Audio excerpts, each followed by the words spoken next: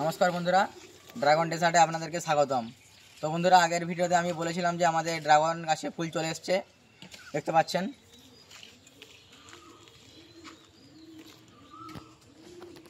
তো দেখতে পাচ্ছেন ফুল চলে এসছে, খুব সুন্দর। তো খুব ভালো লাগছে ফুল দেখে।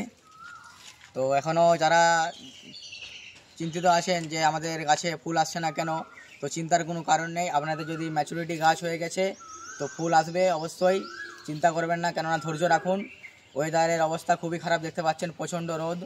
তো ড্রাগন গাছের এই রোদের জন্য আপনারা গ্রিন নেট করতে পারেন।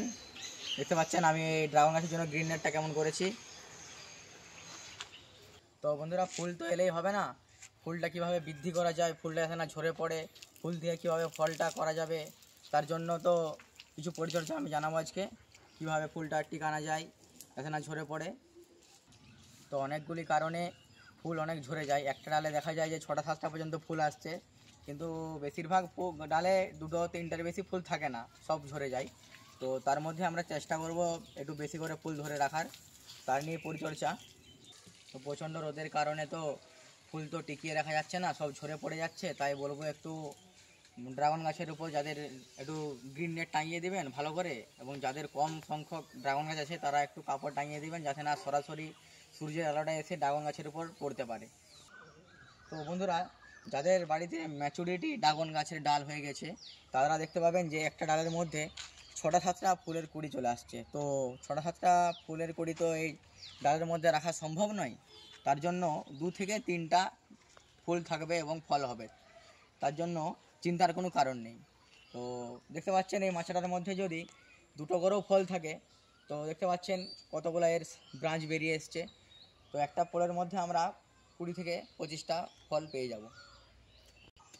তো যাদের ড্রাগন গাছে ফুল চলে এসছে দেখবেন 2 থেকে 3 দিনের মধ্যে ড্রাগন গাছের ফুলের থেকে এক তরল পদার্থ বেরোতে থাকে, যেটা খুব মিষ্টি হয়।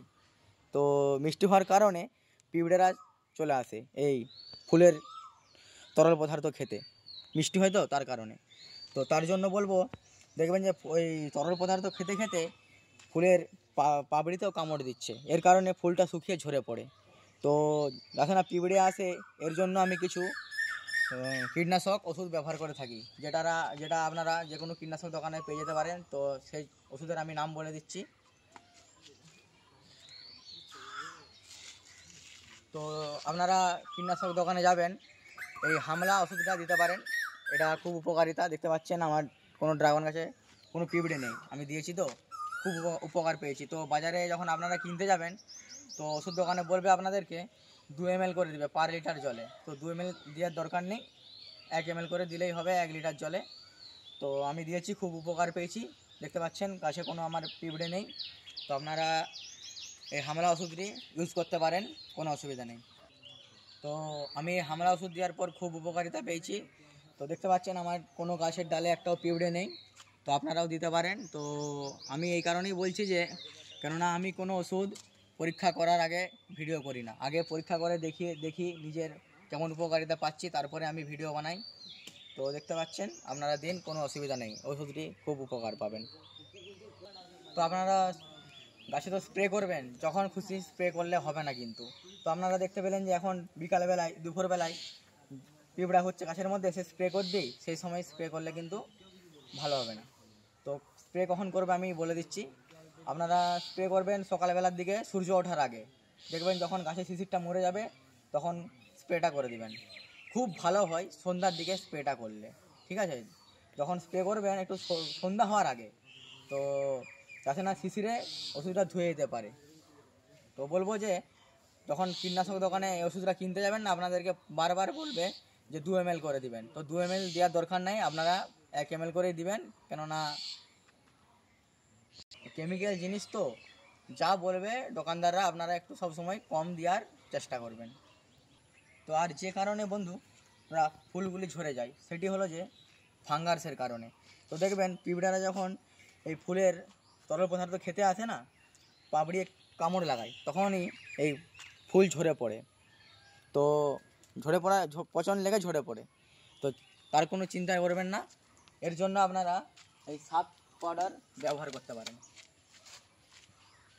তো ফুল আসার 2 থেকে 3 দিনের পর আপনারা সাপ পাউডার স্প্রে করে দিবেন। 1 লিটার জলে 2 গ্রাম করে সাপ পাউডার দিবেন, দিয়ে গোটা গাছে স্প্রে করবেন। তো এর মধ্যে আরেকটা কথা বলে রাখি আমি, ধরুন গাছটা স্প্রে করে দিলেন আপনি, দিয়ে দেখছেন যে বৃষ্টির জল হচ্ছে, আকাশে জল পড়ছে, বৃষ্টি হচ্ছে, পাউডারটা ধুয়ে গেল স্প্রে করার পরে, তো চিন্তার কোনো কারণ নেই। দেখবেন মেঘটার ওয়েদার কেমন আছে, তো ভাববেন যে আর জল পড়বে না, তো আবার স্প্রে করুন, কোনো অসুবিধা নেই, কোনো ভয় নেই, নির্ভরসায় আপনারা স্প্রে করবেন। আমরা স্প্রে করেছি, এর রিপোর্ট ভালো পেয়েছি, তাই আপনাদেরকে ভিডিওর মাধ্যমে তুলে ধরেছি। আরেকটি কারণে যে ফুলগুলি ঝরে যায় পুষ্টির অভাবে, তো অনেকে ভুল করেন যে ফুল এলে গাছে মিশ্র সার প্রয়োগ করব, ওইটা একদম করবেন না।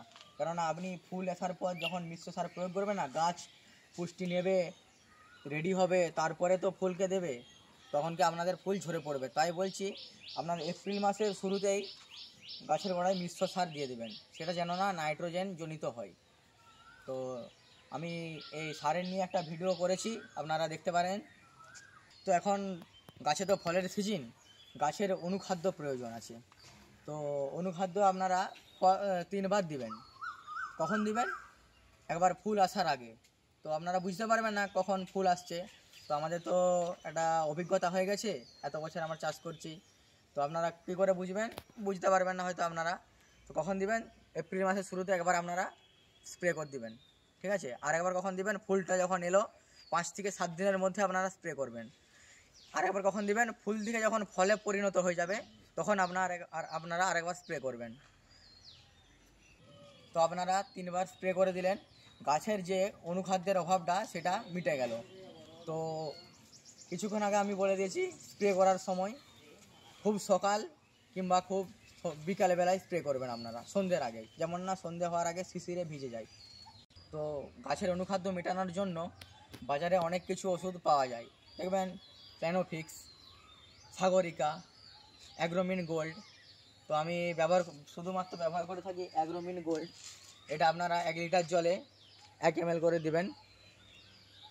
কম হলেও ক্ষতি নাই, যেমন না দেখবেন বেশি না হয়। তো আরেকটি যে কারণে আপনাদের গাছের ফুল ঝরে যায় সেটি হলো পটাশের ঘাটতি। তারা 10 দিন ছাড়া পটাশ স্প্রে করছেন, ঠিক আছে, এবং যারা দেখছেন যে পটাশ স্প্রে করেননি ফুল চলে এসছে, তাদের কিন্তু ফুল থাকবে না, হলুদ হয়ে ঝরে যেতে পারে।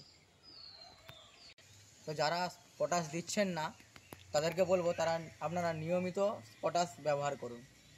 তো পটাশ দেওয়ার নিয়মটা আমি আগের ভিডিওতে বলে দিয়েছি, আপনারা একটু দেখে নেবেন যে পটাশ একটি গুরুত্বপূর্ণ সার। পটাশ যেমন দেখবেন ফুল আনতেও সাহায্য করছে না, ফুলটাকে ধরে রাখাতেও সাহায্য করে।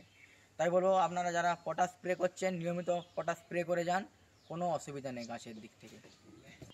তো আমি আগেও বলেছি ফুল আসার সময় কিংবা ফুল চলে এসছে তখন দেখবেন যে অসংখ্য ব্রাঞ্চ বেরিয়ে আসছে, কোনো ব্রাঞ্চ রাখবেন না। দেখতে পাচ্ছেন আমার গাছটিতেও সেম বেরিয়ে আসছে, ছোটো ছোটো ব্রাঞ্চ অসংখ্য বেরিয়ে আসবে, আপনাদের গাছেও তো কোনো রাখার দরকার নেই।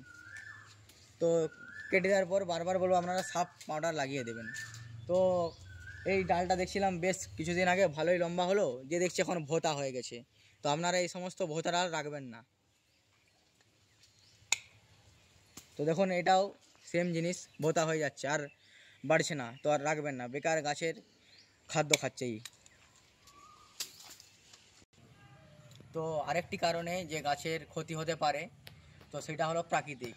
তো সেই কারণে দেখবেন যে প্রচুর জল, ঝড়, বৃষ্টি, শিলা হলো, তো গাছের ডালপালা লড়তে থাকলো, তখনই ফুল ঝরে যায়।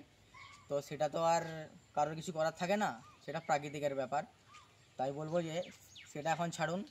তো এখন আপনারা গাছের মধ্যে যাদের ফুল চলে এসছে তারা নিয়মিত পরিচর্যা করতে থাকুন এবং লক্ষ্য রাখবেন যেমন না বেশি ফুল ঝরে যায়, যেটা ভালোভাবে যাতে ফল হয় এবং ফলের সাইজ যাতে বড় হয় সেটার দিকে আপনারা লক্ষ্য রাখবেন এবং গাছের মধ্যে নিয়মিত পরিচর্যা করতে থাকুন। ধন্যবাদ।